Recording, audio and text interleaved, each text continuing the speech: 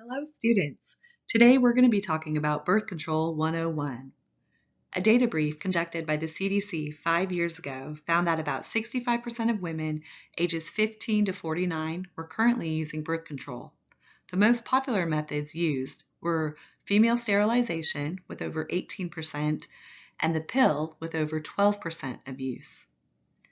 Does any of this surprise you about the statistic? How do you feel about that?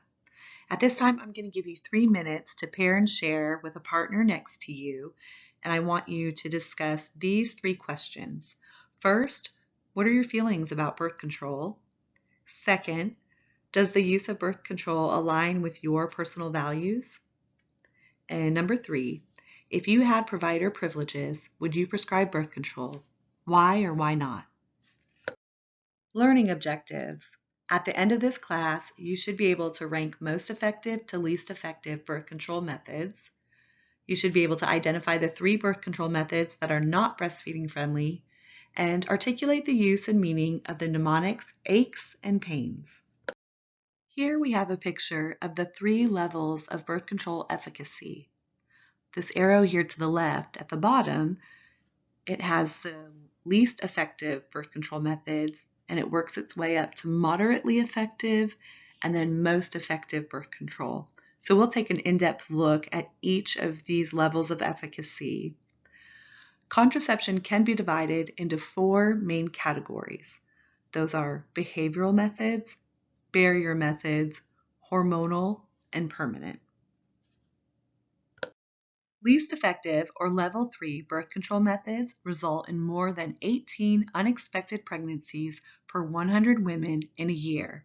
Now I want you to note the color of the words up on the screen. They're red, and I did that on purpose to let you know that when you're talking with patients and advising them on birth control methods, if their end goal is to prevent pregnancy, then they need to stop and think about using these birth control methods because they are proven to be the least effective. Now the first picture up on the slide is the male condom, and condoms keep sperm from entering a woman's body, which helps prevent pregnancy, HIV, and other sexually transmitted infections. Natural or lambskin condoms may prevent pregnancy, but they're not a good option to protect from HIV and other STIs. Male condoms have a typical use failure rate of about 18%. Condoms are single use only, and they're to be used with water-based lubricants. Oil-based lubricants are not recommended because they will weaken the condom, causing it to tear or break.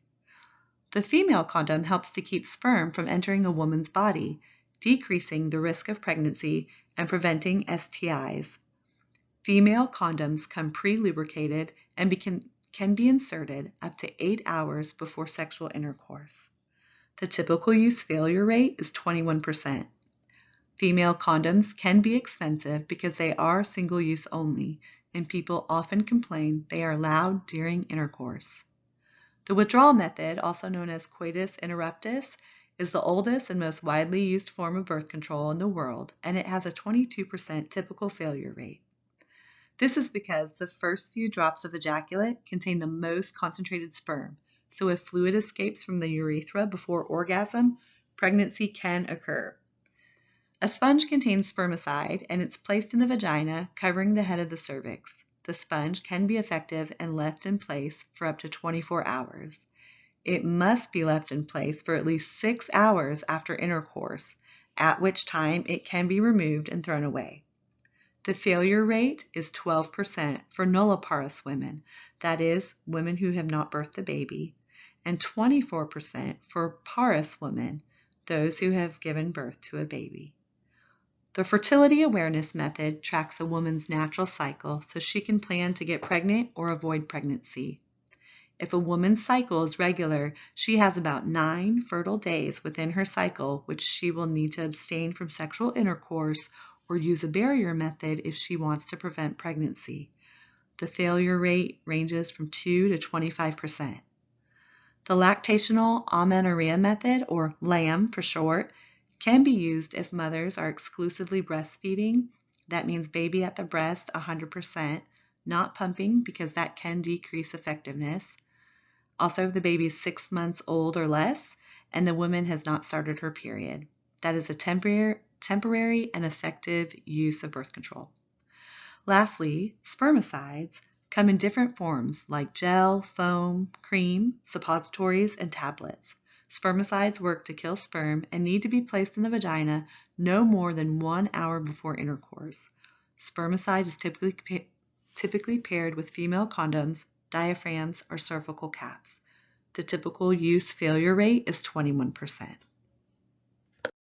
Moderately effective birth control, or level 2, results in 9 unexpected pregnancies per 100 women in 1 year. Now notice the color of the letters up on this slide are yellow, and that was on purpose.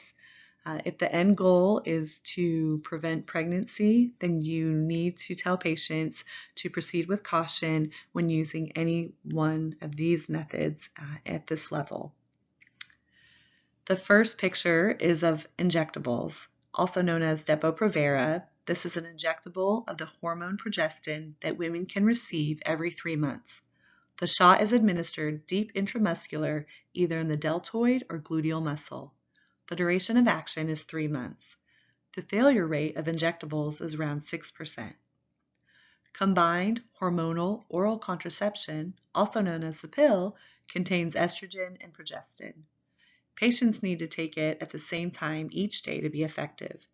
If the patient is of advanced maternal age or over the age of 35, if they have a history of blood clots or breast cancer, if they've ever been a smoker, then the pill is contraindicated for them. The pill protects against ovarian and endometrial cancer. The mini pill, which is progestin only, is the only pill that can be taken by lactating mothers. The failure rate of the pill is 9%. The OrthoEvra patch is the next picture up here, and that's worn on the skin of the arm, buttocks, or lower abdomen. Now you do want to tell patients never put this patch on their breast. This method is prescribed by a doctor, and it releases the hormones progestin and estrogen into the bloodstream over time. A new patch is placed once a week for 3 weeks, and 1 week is no patch so the women can have the menstrual cycle. The patch is less effective in women over 200 pounds. The typical failure rate is 9%. The next picture is of the NuvaRing, and that's inserted into the vagina and stays in place for 3 weeks, and it's taken out the 4th week so the women can have a menstrual cycle. A new ring is placed into the vagina after the menstrual cycle. NuvaRing can be expelled without noticing. Thus, a backup method may need to be used if the ring has been out for more than 3 hours. This birth control method has a failure rate of 9%. The last picture here is of the diaphragm, and that's a shallow cup-like barrier method that is inserted into the vagina, and it blocks the cervical head. Diaphragms come in various sizes, and they do need to be fitted by a provider before the first use. Patients are encouraged to pair with a spermicide for best use. The failure rate of the diaphragm is 12%. Most effective birth control methods, also known as level 1, result in less than 1 unexpected pregnancy per 100 women in a year. Note the color green. That's because these methods are considered the go-to methods for preventing pregnancy. The first picture up here is the implant, and that is a thin rod that is inserted under the skin of a woman's upper arm. The implant can stay in place for up to 3 years and slowly releases the hormone progestin. The typical failure rate for the implant is less than 1%. The implant is known by the name Nexplanon, and it is a long-acting reversible contraceptive birth control because it can be taken out by a doctor before the 3-year time frame. The IUD, also known as intrauterine device, is also considered a long-acting reversible contraceptive birth control because it also can be removed.